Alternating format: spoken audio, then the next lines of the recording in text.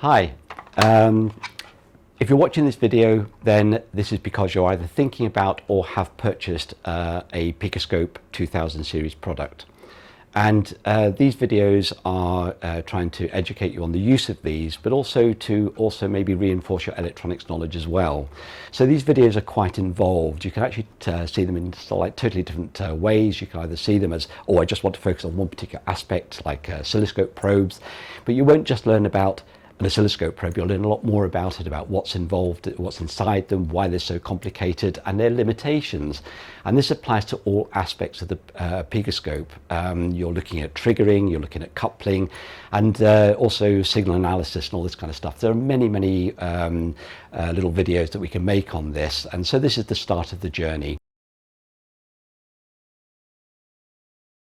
I'm a teaching fellow at the University of Leeds, and I've been in there for about 3 years at the time of making this video. I'm a traditionalist. I've been doing embedded system design for 45 years, but I only just recently got into education. What's been really interesting is that COVID came in 2020, and it's changed education in many respects, almost for good, in a very, very positive way. So why do I say this? Well, when COVID came through, we had to start doing remote labs, so students had to be working from home. And in order to achieve that, we had to find a way to allow our students to actually do remote labs. And oscilloscopes, traditional oscilloscopes, cost many thousands of pounds. So we couldn't actually hand those out to students. And so what do we use instead?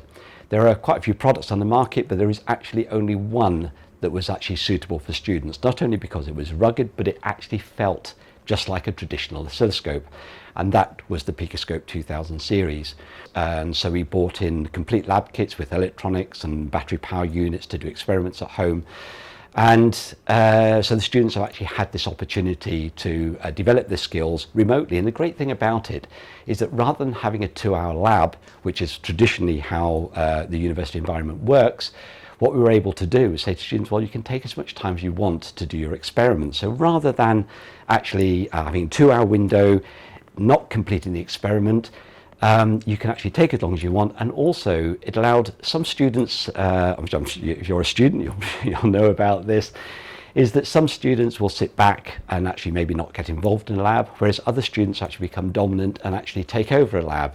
Whereas this allows students, every single student, the opportunity to have their own kit, to be able to develop their own skills in their own time. And the PicoScope really truly allowed that to happen at a really, in a very, very cost-effective way. I asked some of my first and second year students if they would comment on what the PicoScope meant to them. You're now about to see what they feel about the PicoScope and how it impacted on their learning.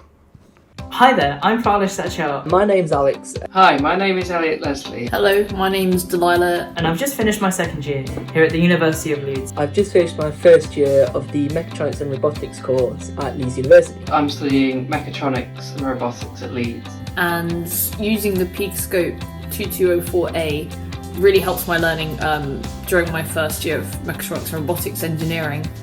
Originally, when I started electronics, I found oscilloscopes very daunting. However, with the PicoScope device, it just made it easy. It's very easy to use.